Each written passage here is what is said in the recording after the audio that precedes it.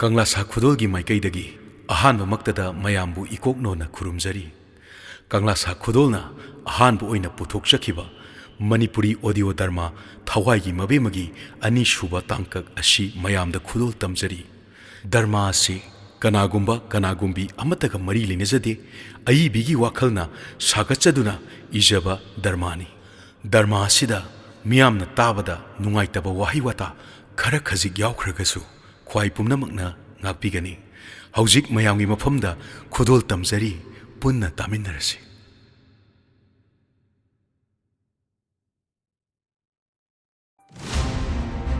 Maduki Toybuduna Aigi Lambida Achukam and Yiliziga Paida Muy Chaksana and Heaven at all Hera Takat Baile Sak Zanaba Adazu Toyba Yoraga Oi talk the money Impossible! Impossible! Itaw, karito dino. Imo da sukara kang halutana. Itaw, ngay mo da kalaw. Yeng mo da kalaw itaw.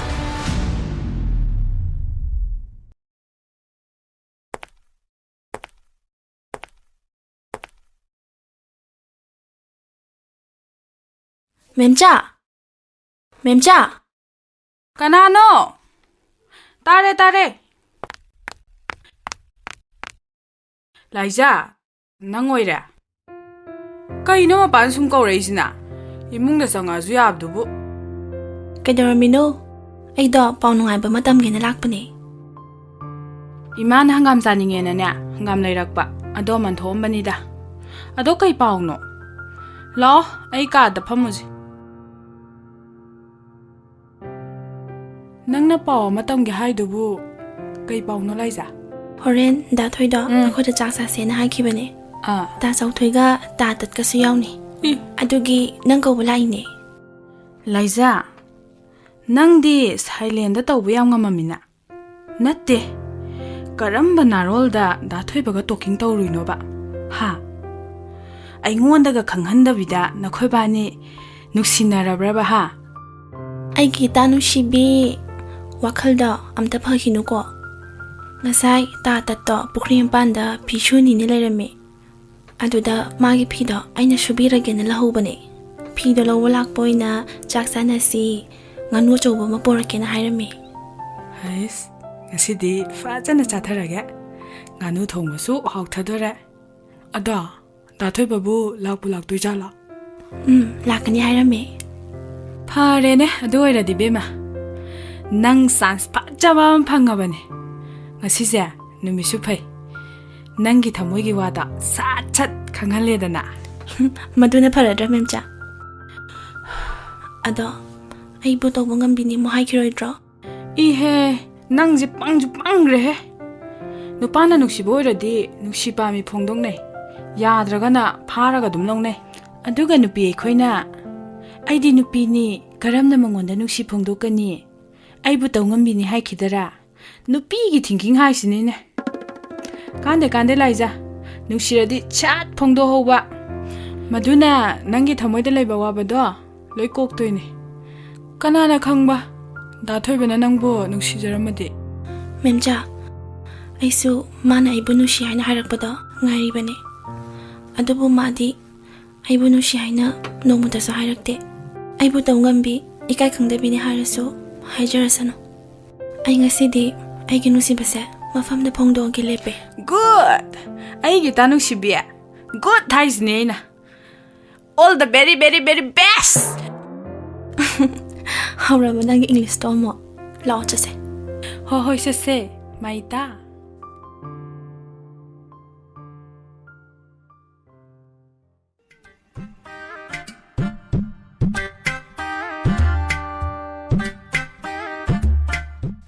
또 이번이 더 이제 레카이 미신 우타데 ngakta patan yamadi soidre mawa laude to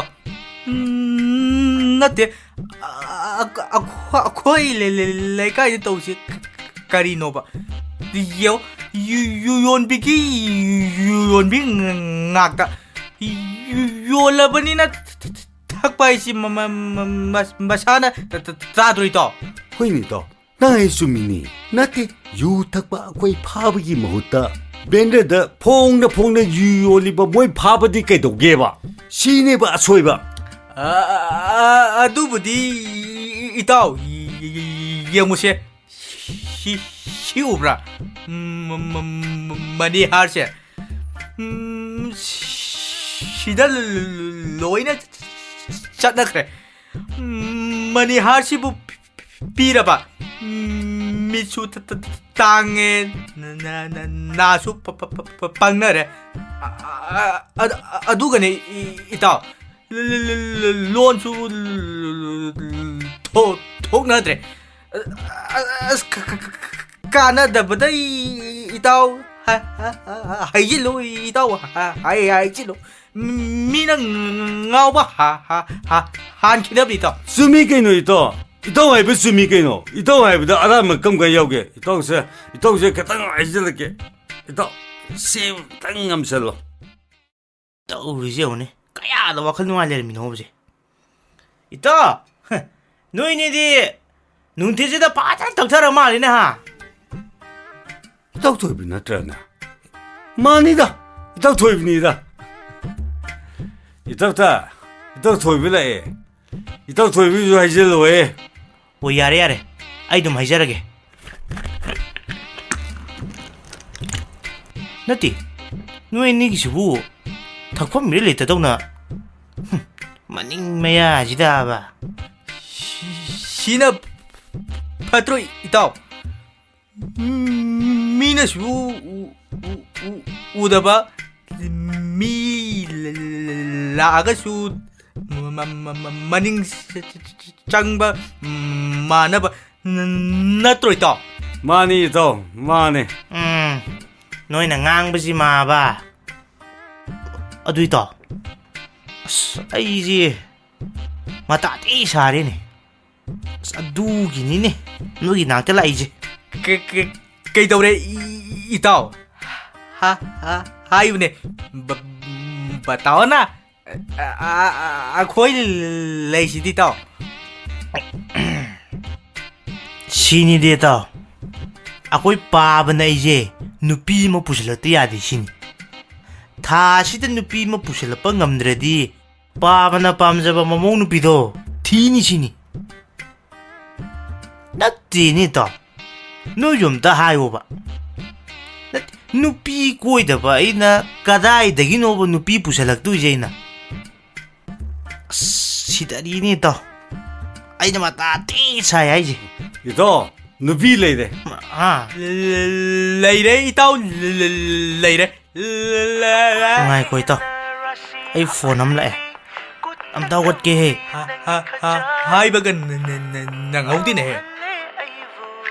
Kanai number no sin. Hello? Hello, đã thôi bà. Anh nè, Eric nè. Eh.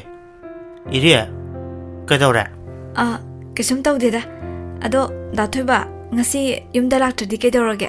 Ngasi di imanaba singa puli eh. Nangbu kay haninge. Đã thôi bà. Ai nang mo thamoi seng na nung si hai cái na đâu rồi nè. Tham mà cái. Cái nó, anh nào si hai cái đó bỏ. Ai sẽ cái khăng đi hai ram đời ra. Cô tụi chị lấy em một chạy được tới ra lọ. Hello, đã thôi bà. Iri à? Nang hoji ki wahai do amta gai rau ne. Ha, cây bỏ. Đã thôi bà. Ai tham mà kìa. Ngai khone he. Tham re ne. Amtang ka toksan ki.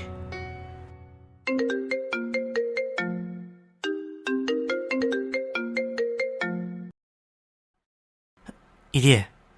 Aishu nangbu thamoi sina nungsi. Nangbu aina khanjarakpase kuirabane. Phongdopa ngamdana lakpane. Aya, aseng vera. Asengmane. Đã thôi bà. Ai nang mo da ba sem waye ba. Ai nay yum da lạc kìa. Hai, madudi sore he.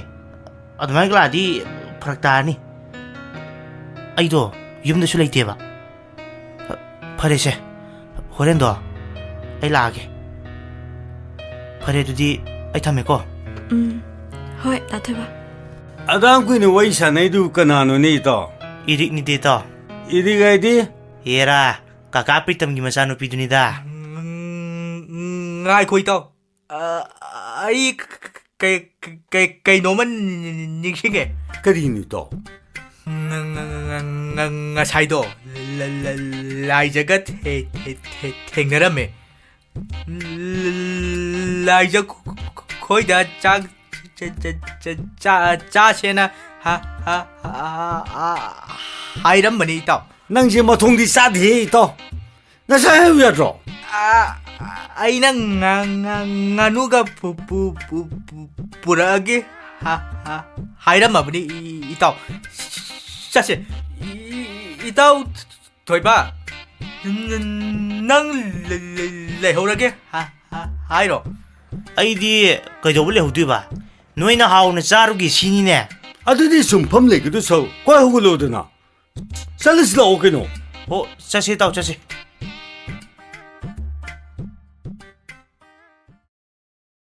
Mama, na sa nupi dubu kadai chat kini haram ge. Udi na. Natte, ma bo chathok kani ka haram bro. ꯑꯩꯉꯣꯟꯗꯗꯤ ꯍꯥꯏꯔꯝꯗꯦꯅꯦ ꯃꯈꯣꯏ ꯕꯕꯥ ꯆꯠꯊꯣꯛꯈꯤꯕꯗꯤ ꯃꯥꯟꯗꯦ ꯃꯥꯒꯤ ꯀꯥꯗ ꯂꯩꯔꯝꯗꯧ ꯃꯥꯜꯂꯦ Oh, phare phare. ꯑꯗꯣ ꯃꯈꯣꯏ ꯕꯕꯥꯕꯨ ꯊꯕꯛ ꯆꯠꯊꯣꯛꯀꯗꯕꯒ ꯂꯩꯕꯤꯕ꯭ꯔꯣ ꯉꯁꯤꯁꯦ ꯑꯩꯁꯨ ꯏꯅꯝꯃꯅ ꯂꯥꯛꯇꯕ ꯌꯥꯗꯦꯅ ꯍꯥꯏꯔꯛꯑꯦ ꯑꯗꯣ ꯌꯥꯔꯒꯗꯤ ꯃꯣꯏ ꯕꯕꯥꯒ ꯏꯕꯦꯝꯃꯒ ꯉꯥꯏꯍꯥꯛ ꯆꯠꯂꯨꯁꯦꯅ ꯍꯥꯏꯕꯕꯨ Kari leirege ne mama. Isi na lakti adi hari dubo.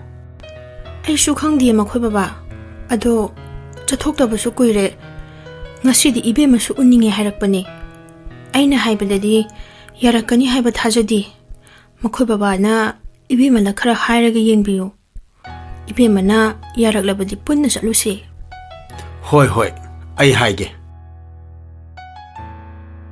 Baba.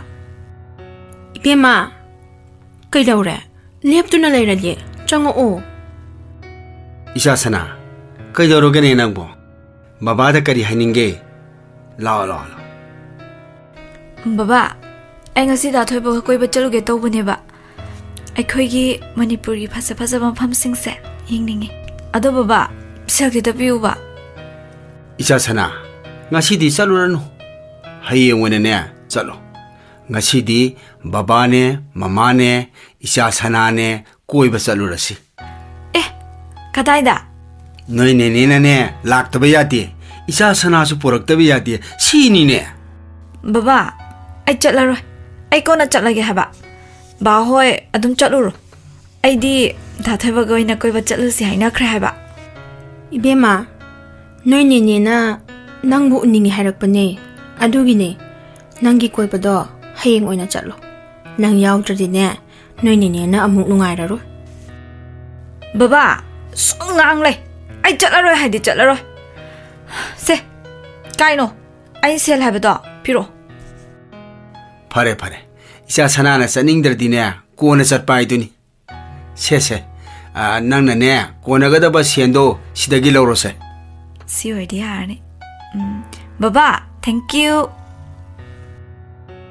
Adudi, makoy baba, chatlugum se hairo. Ay ko ini ding hak chalurasi. Lo chaluro chalo mama. Ay ibemagi phi amot pakhara suge haina thanambani. Adu hanam talo shalam kige. Adu ga chatlase. Hoi. Lo chaluro.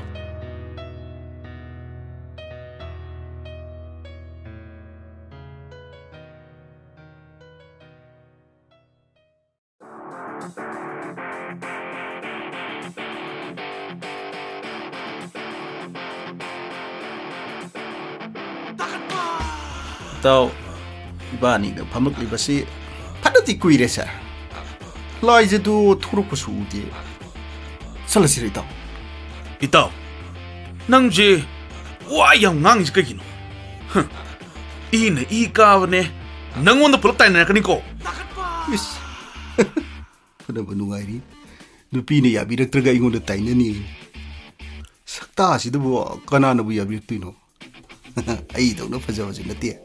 May pa! Ina ika ba ne? Kanigino nang na murum-murum sorla ito bo? Yeah, taho bro di kita. Ibo nang ama... ito. Dagi ahal sibo. Ako'y like jagi baba na tabar ne. Ha? Mani da. Mani mi itaw. As! Hoti zabang shoydre tauris. Sasira itaw. Chobang! Miki thiyo ito ordana nang chat ke ga chalamo. Ay di lai ja khoi buktan changu gi ge. Kana di mapa lai ngai sida wari pumba je. Eta joro tam jalo ge. Taunu dai ta. Ai chale he. Ta. Hoi ma. Sakri ne. Ta. Ai sula ke me. Oh mama.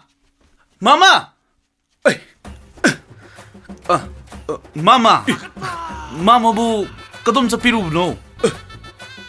Hai. Ibungo nang bu kay tawrage. Nati yung na imang sida phalaw na chongjilak pataw na chongjilay jibu. Nati ibungo bu kari haninge. Sumno uni mama.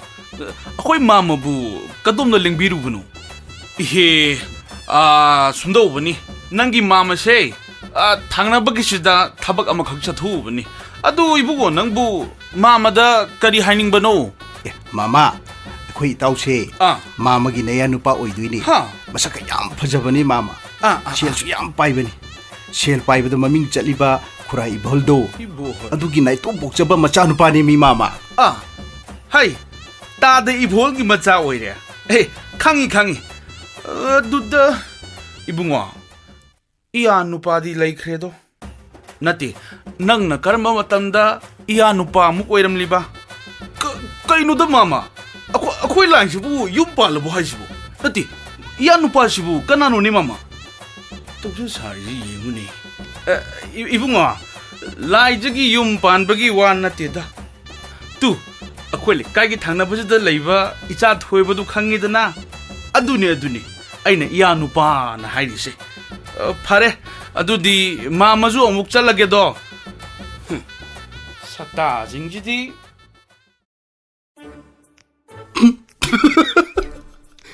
ꯇꯥꯎ ꯅꯪꯕꯨ ꯂꯥꯏꯖꯧ ꯍꯣꯏꯗ ꯆꯠꯅꯤ ꯍꯥꯏꯗꯥꯏꯅꯦ ꯅꯠꯇꯦ ꯅꯣꯏ ꯏꯀꯨꯕꯣꯛꯅ ꯌꯥꯔꯝꯗ꯭ꯔꯕꯣ ꯑꯩꯅ ꯍꯥꯏꯗ꯭ꯔꯣ ꯍꯥꯏꯔꯨꯅꯨ ꯍꯥꯏꯗꯅ ꯑꯩ ꯁꯤꯔꯦꯗ ꯃꯩꯄꯥꯛ matang chada na ne makhila kanu mi pak ngasi aina saurokdana ne na khoridu me khai da kani 내가 까이노네 했다 강이네 너티 나오르바이 민남고 kariba magi lair macha thoiba duna aingondagi kari helagi ba mi macha jidi mi macha khanbo oireko macha nupi do lobi ge maharani dona thambi ge su yada ba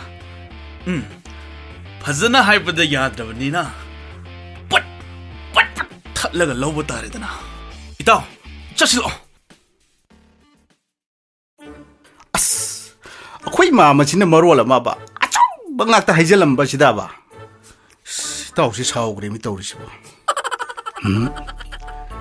ꯃꯁꯤꯒꯤ ꯃꯤꯁꯤꯒ ꯁꯨꯝ ꯂꯣꯏꯅꯗꯅ ꯂꯩꯔꯕꯗꯤ ꯑꯩꯁꯨ ꯅꯨꯄꯤ ꯊꯤꯕ ꯁꯣꯏꯗꯅ ꯈꯪꯗꯕ ꯇꯥꯔꯦ ꯑꯉꯥꯎꯕ ꯃꯤꯒ ꯂꯣꯏꯅꯔꯨꯔꯕꯅꯤꯅ ꯒ꯭ꯌꯥꯟ ꯇꯥꯕꯗ ꯃꯃꯤꯡ ꯆꯠꯂꯝꯃꯤꯕ ꯃꯩꯄꯥꯛ ꯑꯩꯅ ꯍꯥꯏꯔꯝꯃꯤꯕ ꯑꯩꯁꯦ ꯑꯉꯥꯎꯕ ꯑꯣꯏꯅ ꯈꯜꯂꯝꯕ ꯇꯥꯔꯦꯃꯤ ꯇꯧꯔꯤꯁꯤꯕꯣ ꯍꯩꯁ ꯑꯩ ꯋꯥꯈꯜ ꯈꯟꯗꯕ ꯌꯥꯗ꯭ꯔꯦ kay no itaw nang lehor gero lae itaw lae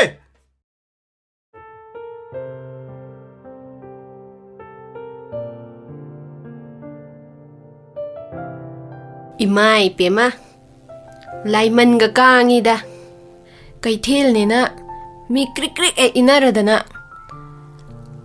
luhong pantha ga oi basita ba bot ka je laibam amta khangde mi hai ha Icha thôi Ima la e Pochai se amta loksa lala Tai ima Ima kay lere ino ima nga sidi am chawina sidi yam hawdo malibo memcha nga se nang semba tare dana Icha memcha na di kay daw shem doi ba Ima lai sidi Ima shem da gise adune ba ima दुमाइना हाइरदी वाखल गाजे खरा happy ओइरेदना आइबु nga सेमु काइना सावरबो आइगी Tanung Sibi English की ओजा ngahak no se na phagi dawbani se ngai khone noi bu thoi ba khoi ga chak chamina ni haidai ne moi di laktri ba ima laktriye ta ta na nganu achobo ma pura lakke na haibane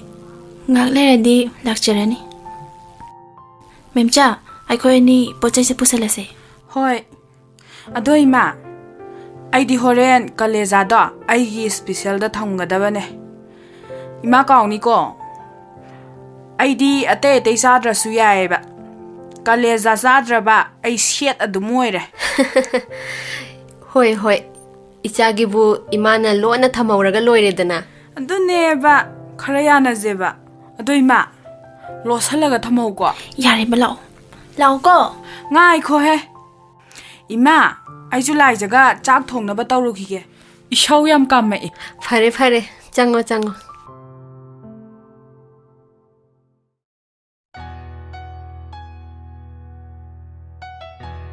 hojik kangge ngang singsibu mamai gai ji krai da palabunu khangde ne ha ikai base phajana di khangna dre adu budi aishu ichanu pi masak phajabi pokluba masina su oitari kai daure makhoi pabo nokphe ka tawraga changa isina natte makhoi pabungbu kadai da chatluino ba mama nangi hauna bido amuk hawrabra natte aswai phawdini aina thuba noise diva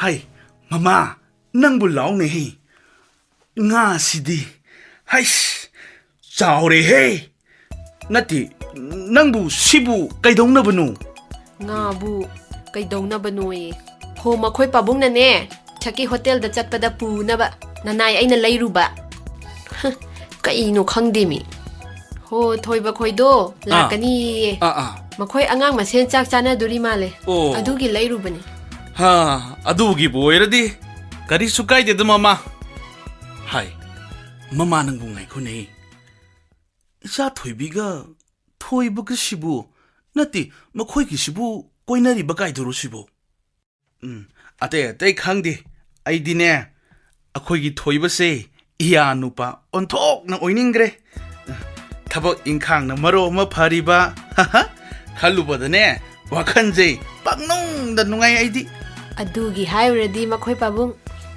ꯑꯩꯅ ꯍꯦꯟꯅ ꯑꯣꯏꯅꯤꯡꯉꯤꯅꯤꯅꯦ ꯑꯗꯨꯗ ꯃꯈꯣꯏꯒꯤꯁꯤ ꯆꯝꯅ ꯂꯣꯏꯅꯕ ꯃꯥꯜꯂꯤꯗ ꯐꯔꯦꯁꯦ ꯃꯈꯣꯏ ꯄꯥꯕꯨꯡ ꯉꯥꯁꯦ ꯑꯃꯇ ꯁꯦꯝꯗꯣꯛꯄꯤꯔꯣ ꯁꯦꯝꯗꯣꯛꯀꯦꯗꯍꯦ ꯑꯩꯈꯣꯏ ꯅꯨꯄꯤꯅ ꯍꯥꯏꯕ ꯋꯥꯕꯨ ꯑꯩꯗꯤꯕ ꯄꯦꯜꯂꯕꯅꯤ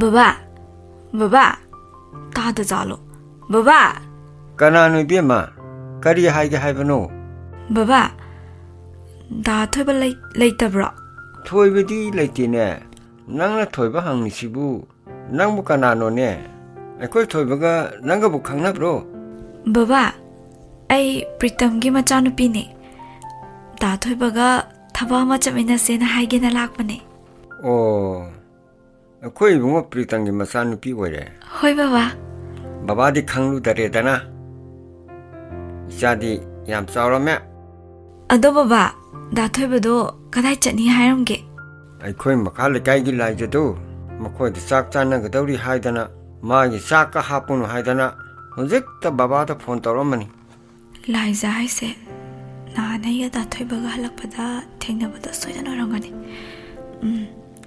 ꯃꯈꯣꯏꯗ ꯑꯣꯏꯅ ꯆꯠꯂꯒ ꯃꯥ ꯂꯩꯕ꯭ꯔꯥ ꯍꯦꯛꯇ ꯌꯦꯡꯉꯨꯔꯒꯦ ꯀꯩꯗꯧꯔꯦ ꯏꯕꯦꯝꯃ ꯀꯩꯁꯨꯝ ꯇꯧꯗꯤꯌꯦ ꯕꯕꯥ ꯑꯩ ꯆꯠꯂꯨꯈꯤꯒꯦ ꯕꯕꯥ ꯀꯩꯅꯣꯅꯦ ꯃꯁꯤꯕꯨ ꯀꯣꯛꯀꯤ ꯑꯅꯥꯕꯒ ꯂꯩꯖꯥꯠꯂ ꯈꯪꯖꯗ꯭ꯔꯦꯗ ꯊꯤꯕꯁꯤꯗꯗꯤ ꯖꯥꯠ ꯖꯥꯠ ꯎꯏ ꯍꯥꯏꯗꯨꯅꯤ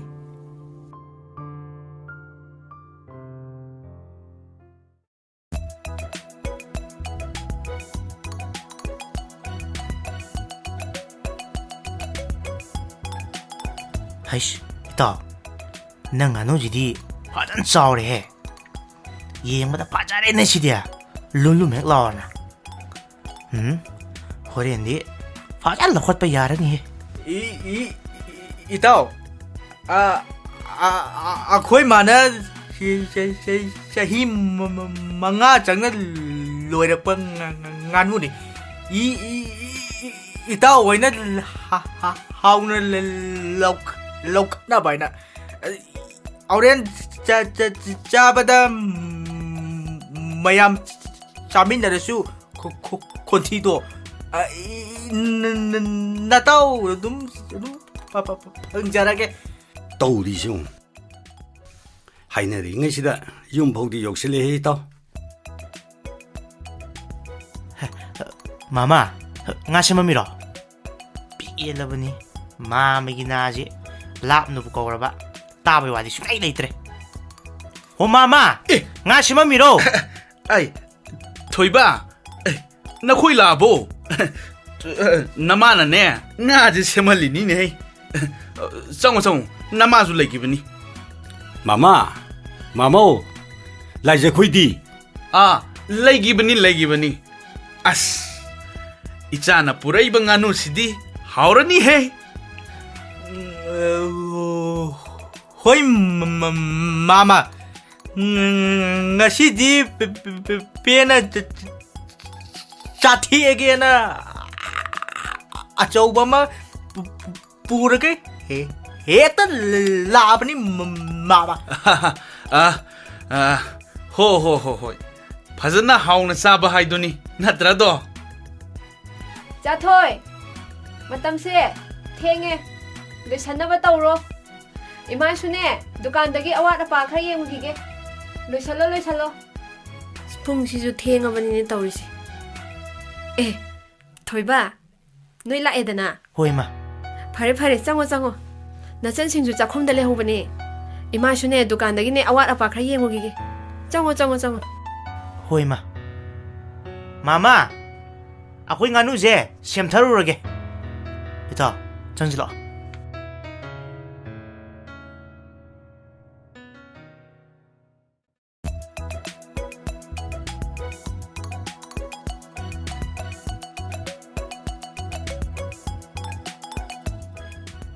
맴싸 맴싸우 낭내디 흰상지 통어놓고 낭내 통어봐 짜봐 숭야야 Kari? Aina thongbada hawba sumaina nangi life ta sajaraba. ngashidi ichal laijagi makhodi yengningreda Yayi tata. Wow, noigi zidi aise thongba hitabai type ni nya. Ate te di khangde. Ado thong thakpagi lamjida ne home science ni aina lawramiji.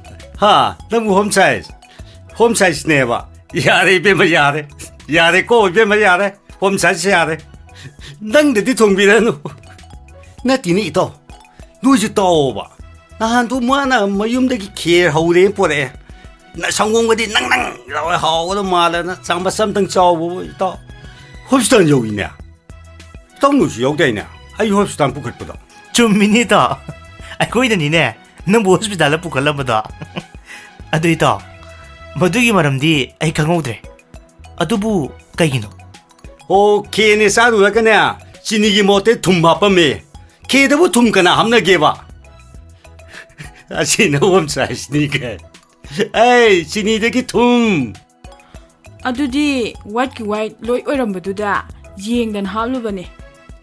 Adudi egi ranati. Color manaba thumjini makhoi gi maralne. Kaino khangde. chumine memjana haise Chummi chummi.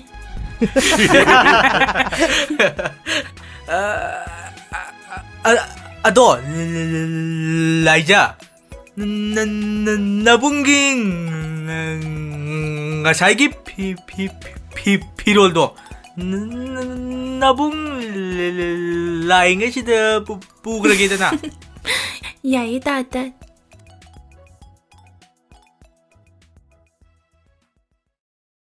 라이자 코시 함게 이싱으로 보러 Hoi da thôi. Ema, ising su yawamre ne torise. Da thôi. Ising su yawamre. Ngatang leramo ai pukri achobudagi ising amda lokhatluge. Laija, ising lairamdraba. Aiga chatluje.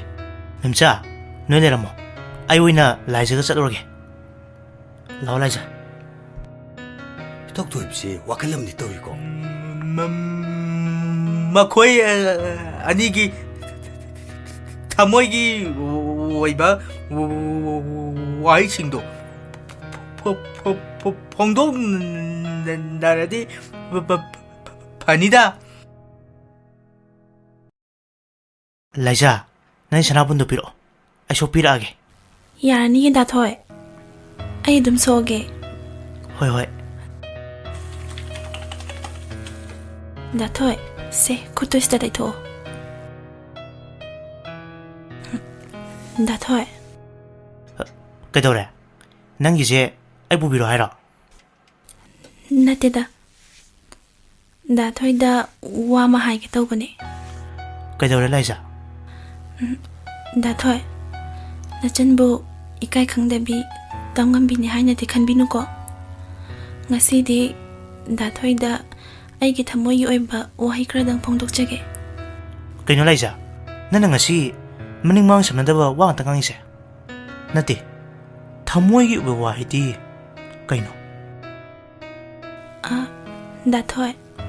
Ai da thôi bu thamoi seng le nungsi. Ai su khangde. Aigi thamoi da thôi bu karamba matamda karamna nungsiba phawkhibano haiba. Da thôi. Ai bu lana di khanbigano. Aigi nungsiba se da thôi ta khanghalage khana nupi hoibigi ikaiba kaya se khangjilaga phongdokjabane. 라이자 낭디 뭐네 생활업이 오라미네 아이나 간자루이지가 콜시다 아이나 과이데기 누시제비 있어서 낭니 잉따삐 누비 모이버기 군 짭짜네 야위 칼로바 ngasi디 아이기 와칼라람네 낭디 마팔동데 잉따빠 사라가 떠우비양 맘미나 Da thôi. 까인데 낭긴 실두나 아무나 뭐네 그렇거나 너무는 빌어 하 너무는 빌어 금방 아둑 동만비 ꯂꯩꯀꯥꯏꯒꯤ ꯅꯕꯨꯡꯗ ꯑꯗꯨꯝꯕ ꯋꯥꯈꯜ ꯈꯟꯕ ꯅꯪꯕꯨ ꯑꯩ ꯅꯪꯕꯨ ꯇꯨꯀꯠꯆꯩ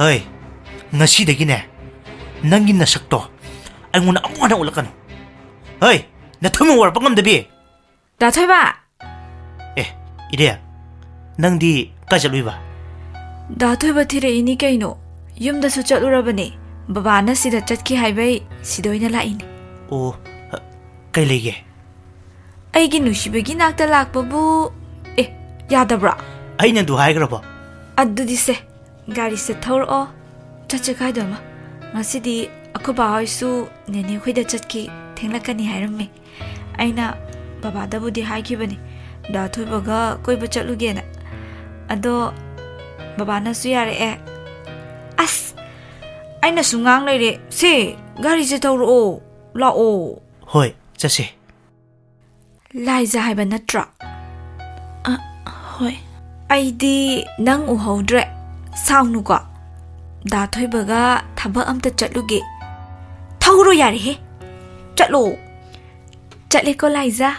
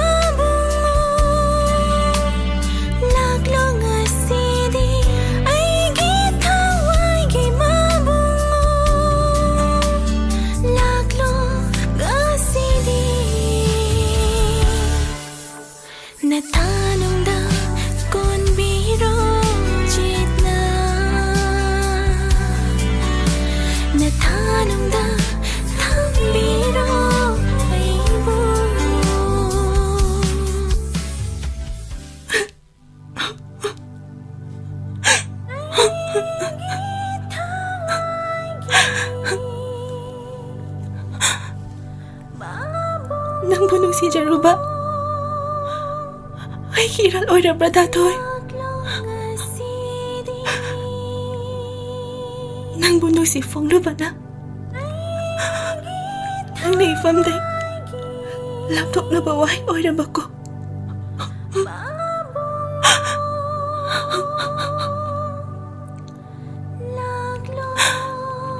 ꯅꯪꯒ ꯂꯥꯞꯅꯔꯒꯦ ꯈꯟꯗ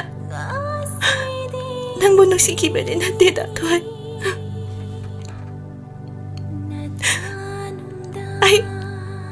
ꯑꯩ ꯅꯪꯕꯨꯗꯤ ꯊꯃꯣꯏ ꯁꯦꯡꯅ ꯅꯨꯡꯁꯤ ꯗꯥꯊꯣꯏ ꯂꯥꯏꯖꯥ ꯀꯩꯅꯣ ꯅꯪ ꯇꯧꯔꯝꯃꯤꯁꯤꯅ ꯀꯩꯗꯧꯔꯒꯦ ꯗꯥ ꯊꯣꯏꯕꯗꯤ ꯀꯞꯀꯅꯨꯁꯦ ꯀꯩꯗꯧꯔꯒꯦ ꯑꯩꯉꯣꯟꯗ ꯍꯥꯏꯕꯁꯦ ꯃꯦꯝꯆꯥ ꯗꯥꯊꯣꯏꯒꯤ ꯅꯨꯡꯁꯤꯕꯗꯤ ꯑꯩ ꯑꯣꯏꯔꯝꯗ꯭ꯔꯦ ꯃꯥꯒꯤꯁꯨ ꯃꯥꯅ ꯅꯨꯡꯁꯤꯖꯕꯤ ꯀꯅꯥꯒꯨꯝꯕꯤ ꯑꯃ ꯂꯩꯔꯝꯃꯦ ꯑꯩ ꯉꯁꯤꯗꯤ ꯄꯦꯟꯅ ꯀꯞꯀꯤ ꯃꯦꯝꯆꯥ ꯂꯥꯛꯑꯣꯁꯦ ꯌꯨꯝ ꯆꯠꯂꯁꯦ ꯃꯤꯅ ꯎꯔꯒ ꯀꯩꯅꯣꯝ ꯈꯟꯈꯤꯅꯤ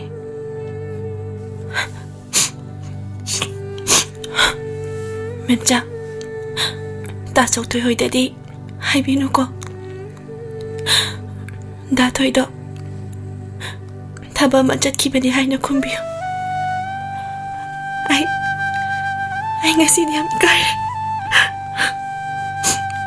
ꯌꯥꯔꯁꯦ ꯂꯥꯛꯑꯣ ꯆꯪꯉꯁꯦ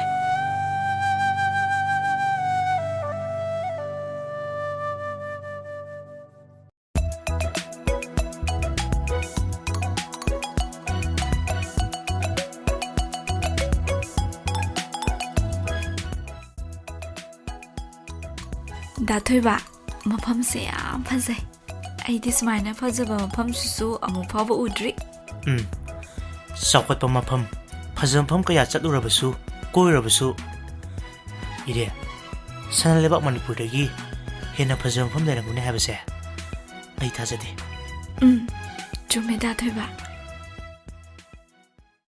ꯏꯔꯦ ꯀꯩ ꯍꯥꯏꯒꯦ ꯅꯪꯁꯦ ꯌꯥꯝ ꯐꯖꯩ ꯅꯪꯕꯨ ꯑꯩꯒꯤ ꯑꯣꯏꯅ ꯊꯦꯡꯅꯕꯁꯦ ꯑꯩ ꯄꯦꯜꯂꯦ ꯑꯩꯈꯣꯏ ꯏꯕꯥꯅꯤꯒꯤ ꯅꯨꯡꯁꯤꯕꯁꯦ ꯄꯟꯊꯨꯡ ꯌꯧꯕ ꯐꯥꯎꯕꯗꯤ ꯑꯣꯏꯍꯟꯁꯤꯀꯣ ꯑꯁꯤꯕꯨ ꯋꯥꯅꯦꯅ ꯍꯣꯏ ꯏꯕꯨꯡꯉꯣ ꯑꯩꯗꯤ ꯅꯪ ꯈꯛꯇꯒꯤꯅꯦ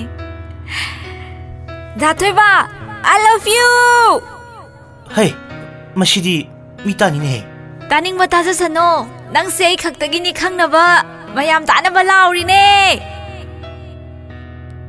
ꯏꯔꯦ ꯉꯁꯤꯗꯤ ꯑꯩ ꯋꯥ ꯑꯃ ꯍꯥꯏꯒꯦꯅ ꯅꯪ ꯌꯥꯒꯗ꯭ꯔꯥ ꯀꯩ ꯋꯥꯅꯣ ꯍꯥꯏꯌꯣ ꯗꯥꯊꯣꯏꯕ ꯗꯥꯊꯣꯏꯕꯅꯕꯨ ꯍꯥꯏꯔꯗꯤ ꯑꯩꯗꯤ ꯂꯣꯏꯅ ꯌꯥꯔꯗꯧꯅꯦ ꯏꯔꯦ ꯅꯪ ꯂꯥꯟꯅꯤ ꯈꯟꯒꯅꯨ ꯑꯩꯒꯤꯗꯤ ꯏꯃꯥ ꯂꯩꯇꯦ ꯏꯃꯥ ꯂꯩꯇꯕꯒꯤ ꯃꯩꯁꯥꯛꯇꯤ ꯑꯩ ꯈꯛꯇꯅ ꯈꯪꯉꯦ ꯗꯥꯊꯣꯏꯕ ꯃꯃꯥ ꯂꯩꯕ ꯃꯆꯥꯅꯗꯤ ꯃꯃꯥ ꯂꯩꯇꯕꯒꯤ ꯑꯋꯥꯕꯗꯣ ꯈꯪꯉꯣꯏ ꯏꯔꯦ ꯐꯅ ꯑꯣꯏꯗꯨꯅꯁꯨ ꯑꯩꯗꯤ ꯅꯨꯄꯥꯅꯦ ꯅꯪꯅ ꯅꯨꯄꯤ ꯅꯦꯅꯦꯗꯣ ꯌꯥꯝ ꯐꯠꯇꯕ ꯃꯤꯗꯤ ꯅꯠꯇꯦ ꯅꯪꯕꯨ ꯃꯆꯥꯗ ꯃꯆꯥꯗꯧꯅ ꯌꯥꯝ ꯅꯨꯡꯁꯤꯖꯕꯅꯦ ꯗꯥꯊꯣꯏꯕ ꯅꯪꯅ ꯊꯤꯅ ꯊꯤꯅ ꯆꯩꯕꯗꯣ ꯑꯩꯁꯨ ꯅꯨꯡꯉꯥꯏꯇꯦ ꯑꯗꯨꯅ ꯇꯧꯍꯟꯅꯤꯡꯗꯦ ꯏꯃꯥ ꯍꯥꯏꯁꯤꯗꯤ ꯏꯃꯥꯅꯦ ꯅꯪꯅ ꯏꯃꯥꯃꯛꯅꯤ ꯈꯟꯅ ꯂꯣꯏꯅꯧ ꯃꯗꯨꯗꯇ 이마기 누시보다 능수 소이드는 강가네. 나들와 애기 와kalse yam lalame. Ayamu hana imabu tina jairaro. Ngangsu ngangnaro. Ayam soigre. 파레세 짠나마 떨어시. 붕시수 탱해. 아이디 바보다 싸구나 해도 그래. 아도 그놈 싸우시. 너. 호이 나들와 자체.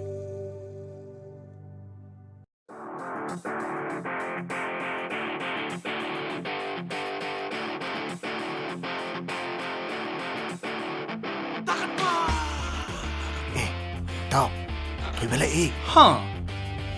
Thôi bale. Ngasidi ma takat pa se.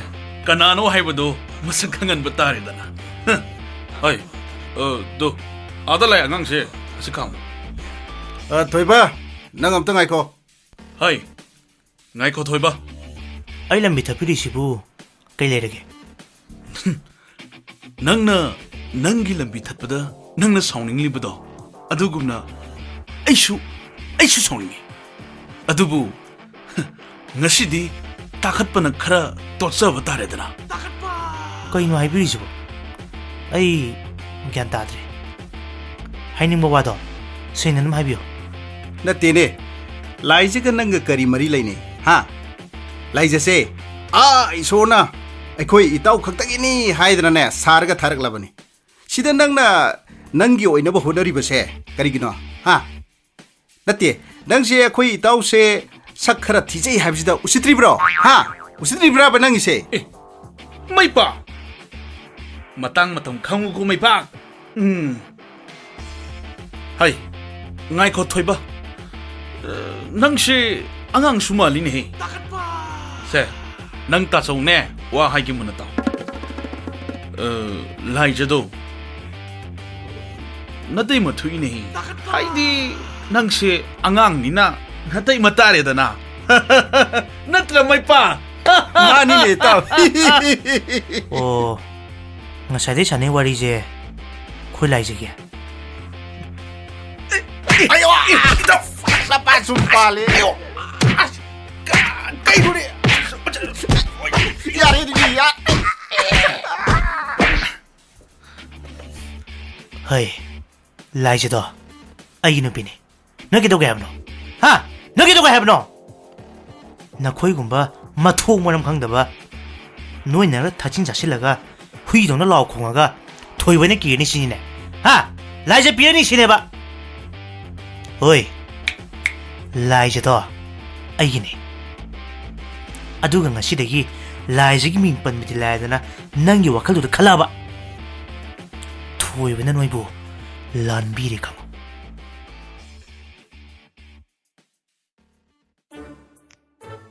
ꯏꯇꯥꯎ ꯑꯩ ꯃꯤꯠꯁꯦ ꯎꯗ꯭ꯔꯦ ꯏꯇꯥꯎ ꯀꯥꯏ ꯂꯩꯒꯦ ꯐꯖꯅ ꯎꯗ꯭ꯔꯦꯃꯤ ꯂꯣꯏ ꯕ꯭ꯂꯔ ꯆꯠꯂꯦꯃꯤ ꯏꯇꯥꯎ ꯅꯪꯕꯣ 이봐 시댁이 마이 블러드 버블이 있다오라 그때네 나 뭐가 사이다는 푸리가 야 많아 이기다 이런 뭐 누가 네 토이브로 티진 뭐가 가우선 뭐가 아유 에라 있다 이안다 떠오르니 깨더러게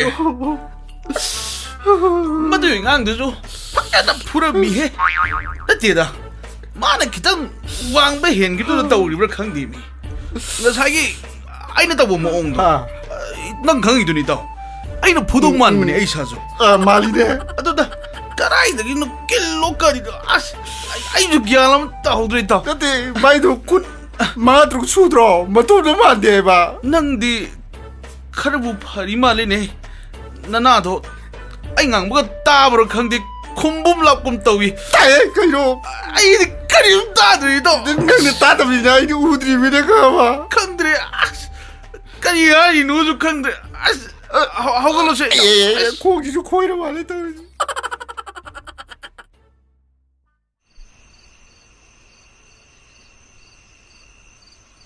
마마 이자 선아두부 후직 파부 할락드리바시부 마부 ꯆꯦꯟꯕ ꯆꯣꯡꯕ ꯀꯥꯏꯗꯣ ꯇꯧꯈ꯭ꯔꯕꯖꯥꯠꯂꯣ ꯃꯈꯣꯏ ꯕꯕꯥ ꯑꯗꯨꯒꯨꯝꯕ ꯇꯧꯗꯧꯕ ꯏꯆꯥ ꯅꯠꯇꯤꯌꯦ ꯑꯩꯒꯤ ꯏꯆꯥꯗꯤ ꯒ꯭ꯌꯥꯟ ꯌꯥꯝꯅ ꯇꯥꯏ ꯑꯗꯨꯒꯅꯦ ꯆꯠꯈ꯭ꯔꯤꯕꯗꯣ ꯑꯩꯈꯣꯏ ꯊꯣꯏꯕꯒꯅꯦ ꯀꯩꯁꯨ ꯍꯦꯟꯖꯤꯟꯅ ꯈꯜꯂꯨꯅꯨꯗ ꯂꯝ ꯂꯥꯞꯅ ꯆꯠꯄ ꯑꯣꯏꯔꯝꯕꯒꯤꯁꯨ ꯑꯣꯏꯔꯝꯒꯅꯤꯌꯦ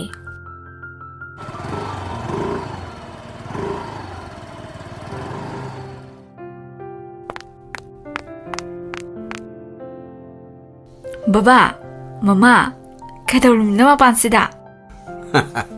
Isa sana halakpa ngairibanine. Thoibadi. Baba, da thoibaga aigadi ngasaina halabane. Madi mayumda leihorabane. Aina halakpada Puspado lambida thengnaye. Aduda thengnadabasu kuirena makhoida chakchakidawni na aishu dum chathore. Bema, Puspa haidi kanano? Mama, aigi best friend ne. Akoi awangsidagine. Parese, icha waramani. Chango chango, icha pothajaruro. Ado, ima, ba, noidi chakcharaba. Sadrida, isa sana ngairamlibane. Lao dudi. Mama ga baba ga se, ngasidi aina seba tawidoine.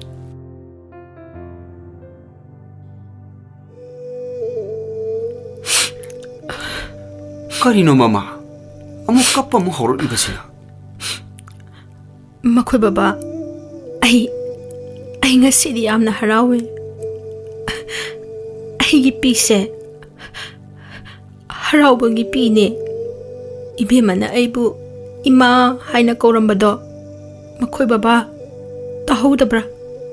Hoini mama, isa sana singa sidi wakal tagum tawine. Numitsidabu aina wana ngairakpani. Aigi ichana ngasidi ima haina korokpada. Mama ibi aigi thamoise ai pele makhoi baba. Ai pele. Mama, kaplanuse. Aigi isa sanabu nangna hek poksaba na chamakni khalliba nangbu. Isa sanagi mama wana phangjariba aise ai amuk laibak phabadi leiram loroi ko mama.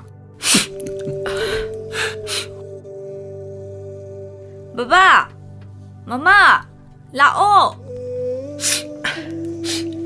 Tare. Lai. Makhoi baba, imungda janglase. Hoi, lao.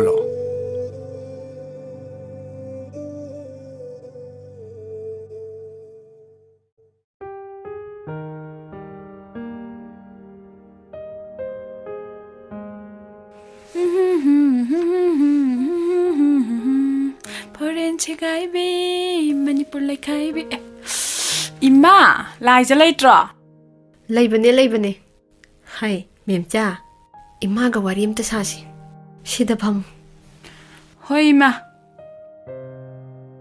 ꯀꯩ ꯍꯥꯏꯒꯦ ꯏꯃꯥ ꯃꯦꯝꯆꯥ ꯅꯪꯒꯤ ꯅꯇꯥꯁꯦ ꯍꯥꯟꯅꯒ ꯏꯃꯥꯟ ꯃꯥꯟꯅꯗꯦ ꯃꯆꯤ ꯃꯆꯤꯗ ꯎꯪꯗꯨꯅ ꯁꯨꯝ ꯂꯩ ꯏꯃꯥꯅ ꯍꯪꯕꯁꯨ ꯈꯨꯝꯗꯦ ꯅꯠꯇꯦ ꯅꯪꯕꯨ ꯈꯪꯕ꯭ꯔꯕ ꯏꯃꯥ ꯑꯩꯁꯨ ꯈꯪꯗꯤꯌꯦ ꯃꯥꯕꯨ ꯀꯩꯗꯧꯔꯖꯥꯠꯅꯣ ꯅꯪꯅꯅꯦ ꯋꯥꯔꯤꯗꯣ ꯐꯖꯅ ꯑꯝꯇ ꯁꯥꯗꯣꯛ ꯃꯥꯅ ꯁꯨꯃꯥꯏꯅ ꯂꯩꯕꯁꯦ ꯏꯃꯥ ꯅꯨꯡꯉꯥꯏꯇꯦ ꯆꯥꯛꯁꯨ ꯆꯥꯗꯦ ꯆꯪꯉꯣ ꯆꯪꯉꯣ ꯃꯥꯒꯤ ꯀꯥꯗ ꯂꯩꯍꯧꯕꯅꯦ ꯍꯣꯏ ꯏꯃꯥ ꯑꯩ ꯋꯥꯔꯤ ꯁꯥꯒꯦ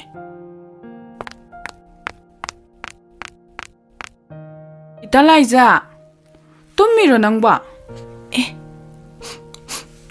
ꯃꯦꯝꯆꯥ ꯇꯨꯝꯗꯦꯗ ꯁꯨꯝ ꯂꯩꯔꯝꯕꯅꯦ ꯆꯪꯉꯣ ꯐꯝꯃꯨ ꯂꯥꯛꯑꯣ ꯂꯥꯏꯖꯥ ꯅꯪ ꯇꯧꯏꯁꯦ ꯀꯩꯅꯣꯕ ꯅꯪ ꯈꯛꯀꯤ ꯊꯤꯡꯀꯤꯡ ꯇꯧꯏꯁꯦ ꯀꯩꯒꯤꯅꯣꯕ ꯂꯥꯏꯐꯁꯦ ꯅꯪ ꯈꯛꯀꯤꯔꯣꯕ ꯍꯥ ꯑꯩ ꯀꯩꯗꯧꯔꯒꯦ ꯃꯦꯝꯆꯥ ꯁꯥꯎꯈꯤꯅꯨꯁꯦ ꯏꯃꯥꯅ ꯍꯥꯏꯕꯗꯗꯤ ꯅꯪ ꯉꯁꯤꯒꯤ ꯆꯥꯛꯁꯨ ꯆꯥꯗꯦ ꯐꯔꯦꯗꯥꯅ ꯈꯜꯂ ꯂꯥꯛꯏꯅꯦ ꯑꯗꯣ ꯏꯕꯥꯅꯤ ꯆꯥꯃꯤꯟꯅꯔꯁꯤ ꯂꯥꯛꯑꯣ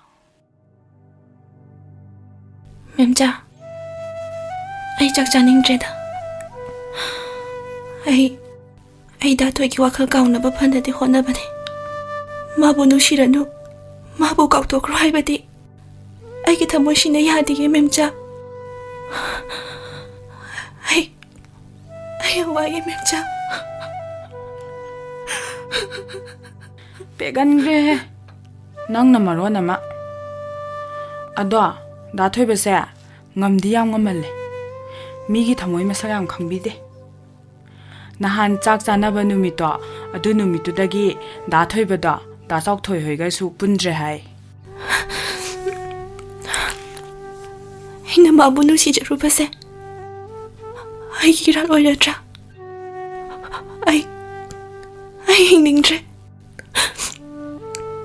ꯗꯥꯊꯣꯏꯒꯤ ꯋꯥꯍꯩꯁꯤꯡꯗꯨꯅ ꯑꯩꯒꯤ ꯁꯛꯁꯦ ꯗꯥꯊꯣꯏꯒꯤ ꯃꯪꯗ ꯎꯠꯄꯁꯨ ꯉꯝꯃꯔꯣꯏ ꯑꯗꯨꯕꯨ ꯑꯩꯅ ꯃꯥꯕꯨꯗꯤ ꯑꯩꯒꯤ ꯊꯋꯥꯏꯁꯤꯅ ꯍꯛꯆꯥꯡꯁꯤꯗ ꯂꯩꯔꯤꯕ ꯃꯈꯩꯗꯤ ꯑꯩ ꯃꯥꯕꯨ ꯅꯨꯡꯁꯤꯗꯨꯅ ꯂꯩꯔꯅꯤꯌꯦ